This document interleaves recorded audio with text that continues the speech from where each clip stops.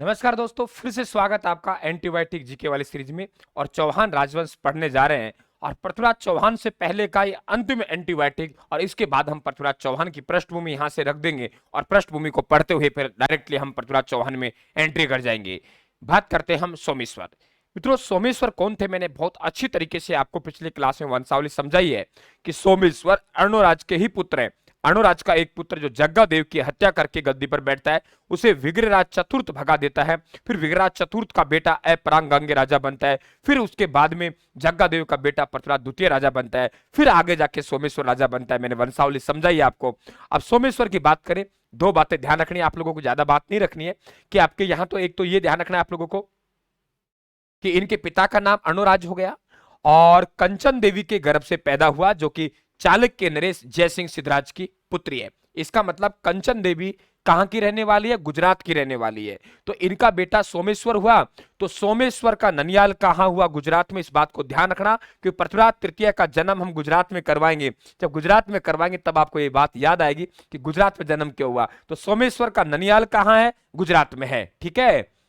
अपनी और अपने पिता की अर्णोराज ने मूर्तियां बनाई, अर्णोराज की मूर्तियां बनाई सोमेश्वर ने, और मूर्ति कला को प्रोत्साहन दिया।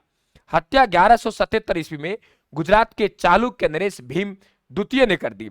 अब ये बात ध्यान रखना, आगे चल के मैं पृथ्वीराज चौहान पढ़ाऊंगा तो वहां आपको एक इच्छन्नी कुमारी पढ़ाऊंगा जो कि आबू के परमारों की राजकुमारी है।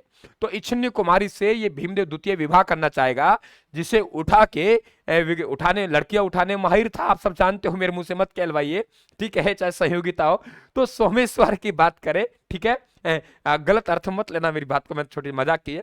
तो यहां आप लोगों के इच्छन्नी कुमारी, तो इच्छन्नी कुमारी से विवाद का वजह यही होगा क्योंकि भीमदेव द्वितीय ने इनके पिता सोमेश्वर की हत्या की है और वे भीमदेव द्वितीय इच्छन्नी कुमारी से विवाह करना चाहेगा और ये विवाह नहीं होने देगा। ये ध्यान रखना आप लोग।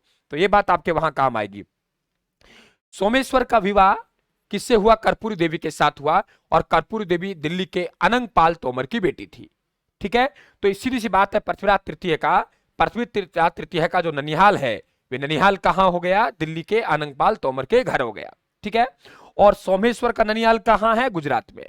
तो ये सोमेश्वर कहां रहता है? गुजरात में रहता है। यानी सोमेश्वर इनके ननिहाल गुजरात में रहता है। ननिहाल गुजरात में रहता है। और पीछे मैंने वंशावली समझाई आप लोगों को कि जग्गादेव, विग्रह चतुर्थ, फिर अपरांगांगे, फिर पृथ्वीराज द्वितीय। तो इसे ये संभावना नहीं थी कि मैं राजा बनूंगा। सोमेश्वर को आराम से ननिहाल मजा मार रहा है, वहीं रहता है, वहीं रहता है। इसका मतलब कि पृथ्वीराज तृतीय का जन्म हुआ ये इनके पिता के ननिहाल में ही हुआ। 1166 ईस्वी में हईल पाटन गुजरात में क्या हुआ? जन्म हुआ।